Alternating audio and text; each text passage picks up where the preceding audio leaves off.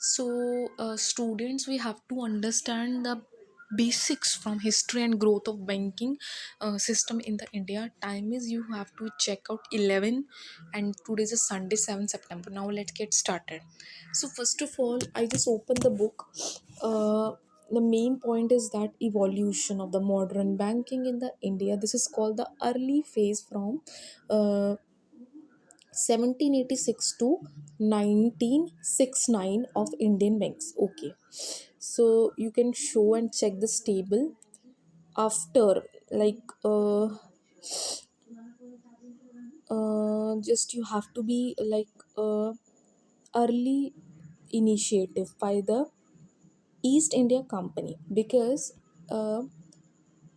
this is a introduction time period, when this is a time between the mid of 19th century to 1935.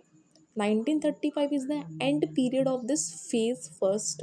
Okay, so second is highlighted the early initiative by the East India Company. So in this established the presidency banks.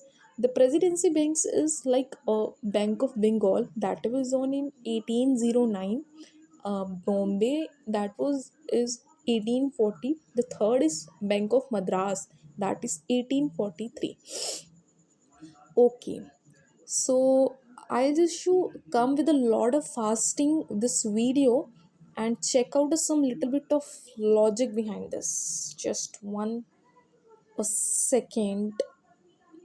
mm, this is a, you know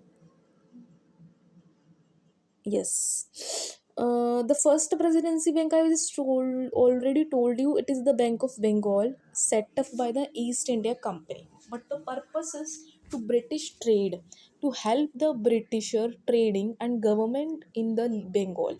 Okay, after I will told you that 1840 Bank of Bombay, this was a, can you check the gap between 1809 after 1840, the gap between 31 years.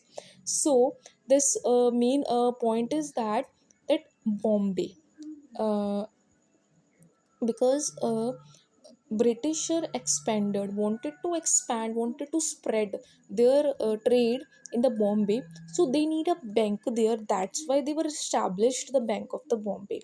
Like they was taking the power, and they were slowly setups. After I will told you that 1843 Bank of Madras, this was only a 3 year gaps between the 40 1840, and now is 3 year gap Bank of Bombay. So logic is the Britisher need to the financial position control in South India. First, they wanted to be uh, good trade help and government in the Bengal. After, they wanted to be Bombay type of businesses, expansion by businesses Bombay. After, they had this, needed to financial control in South Indian city called Madras. So this is the presidency bank. This is a 3 year gaps between that, and reason because quicker expansion and more organized in this time. After, I will told you, come back to the same point, where should I leave and make a little bit of gap. Okay, now come to the basics. Just you have to be uh it was just, I think this was the like merger into the Imperial Bank. Three bank was this, I already told in a very detail. The merger into Imperial Bank in 1920, in 1920 20 है यहाँ पे, 21 नहीं है, 20 है, book में 21 लिखा हुआ है.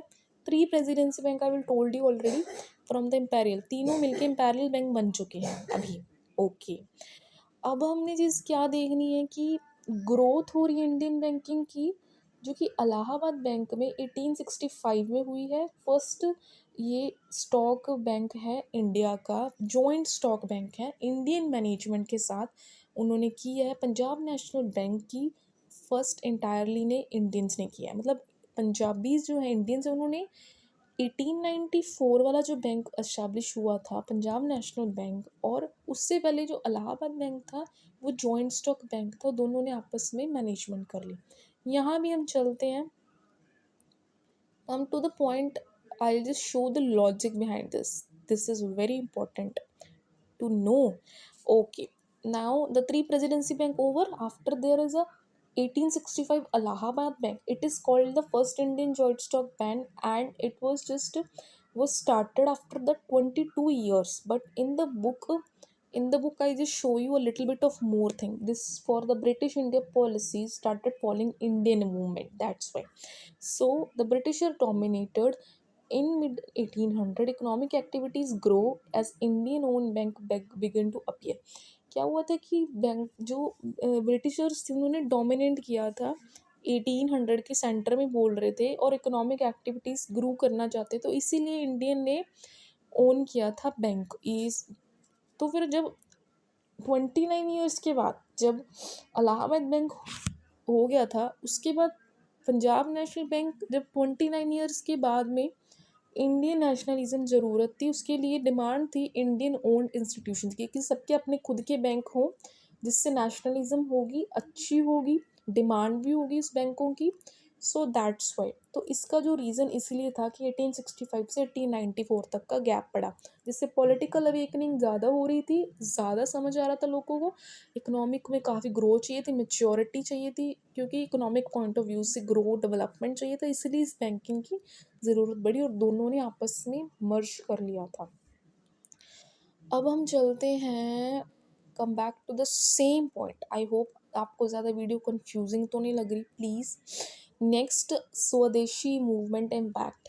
This is called the 1906 and 1913। Okay,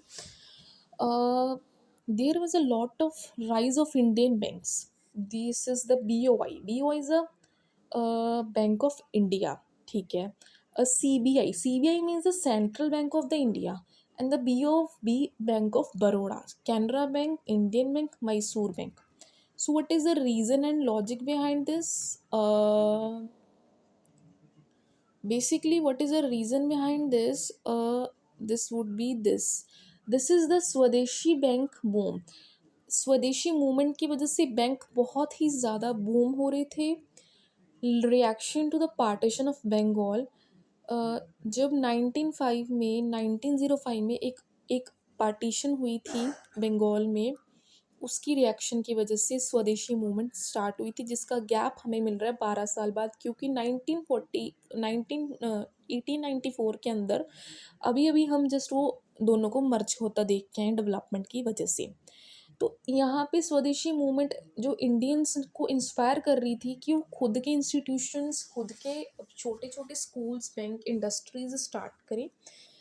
इसीलिए उन्होंने कैनरा बैंक, ठीक है, Indian bank, bank of Mysore जैसे बैंक्स को स्टार्टअप सेटअप किया। टाइम पीरियड देख सकते हो, 12 साल लग गए थे।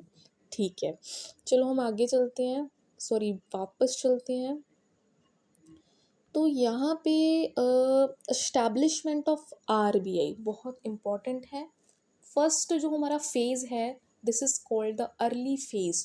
ठीक है, वो यहाँ पे क्या हो रहा है, इस्टेब्लिश्ड हो रहा है। यहाँ पे RBI की क्रिएशन हो रही है, सेंट्रल अथॉरिटी मिल रही है to regulate the currency and the credit. So the foundation of the modern financial system was laid in this period. Modern financial system बनता जा रहा था with the gradual Indianisation of the banking. ये difficult word नहीं देखने। Okay, हम वहीं पे चलते हैं जहाँ से हमने लीव किया था। यहाँ पे जब RBI हुआ, एक चीज़ यहाँ पे मिस हो गई होगी, यहाँ पे आई थिंक, हाँ, ये 1921 वाला जो टाइम पीरियड क्यों आ रहा है, क्योंकि जो 3 मैंने पहले पीरियड बताए थे ना, 1801 bank of Bengal, 1840 bank of Bombay, 1843 bank of Madras, 3 presidency जो आपस में इम्पेरियल के साथ मर्ज हो गई थी, वो 1921 का टाइम पीरियड था। और इसीलिए ही पावर के लिए एक वन बिग बैंक बना दिया गया, जिसका टाइम पीरियड आप देख सकते हो। क्योंकि लास्ट वाला जो बैंक था 1843 का, तो उसके बाद 43 ईयर्स लग गए, सॉरी 8 to 15 ईयर्स का गैप यहाँ पे शो हो रहा है। ये जो गैप है यहाँ से शो हो रहा है, 1906 के बाद वाला गैप शो हो रहा है। वो चाहते थे और स्ट्रॉन्गर कंट्रोल चाहिए, जो ब्रिटिशर्स हैं उन्होंने ये स्टार्ट किया था। फिर यहाँ पे देख सकते हैं आरबीआई को करेंसी को अच्छे से मतलब रेगुलेट करने के लिए तो आरबीआई ने अपना यहाँ पे रोल इम्पोर्टेंट प्ले किया है।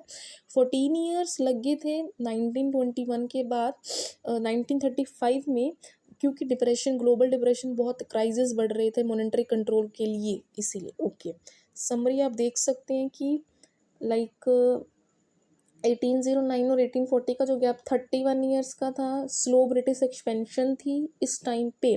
40 से 43 में 3 साल के बाद फास्ट हुई, जब मद्रास में उन्होंने अपना बिजनेस बैंकिंग का सिस्टम सेटअप किया। 43 से 1865 में 22 ईयर्स के बाद, जब खुद के बैंक अलाउड नहीं थे, उन्होंने इलाहाबाद बैंक के साथ जॉइंट स्टॉक किया। फिर 1865 के साथ 1894 के साथ उन्होंने क्या किया, 29 ईयर का पंजाब नेशनल बैंक को जाके देखा, उनके साथ किया। फिर 1894 1960 के बाद स्वदेशी मूवमेंट हुई, जब 3-4 बैंक इकट्ठे हो गए थे। मैंने आपको बताया था कौन कौन से थे, वो 12 साल लग गए थे। उसके बाद 1906 से 1921 में जब 15 साल लगे थे, तो इम्पेरियल बैंक इमर्ज हो गया था, जो 3 रेजिडेंसी बैंक थे। उसके बाद एंड में 1921 से 1935 का जो टाइम पीरियड है, जिसमें इकोनॉमिक क्राइसिस बहुत ज़्यादा बढ़ रहे थे, ऊपर वाले पॉइंट में वर्ल्ड वार में, जब क्योंकि वर्ल्ड वार होना स्टार्ट हो गई थी, ऑफकोर्स इकोनॉमिक क्राइसिस तो होंगे ही ना, फिर उसी लिए ही आरबीआई का सेटअप होना बहुत ज़रूरी था। ये था ओनली फर्स्ट फेज, सिर्फ फर्स्ट फेज था। अभी आगे बताते हैं। Okay, all the best, happy, good night.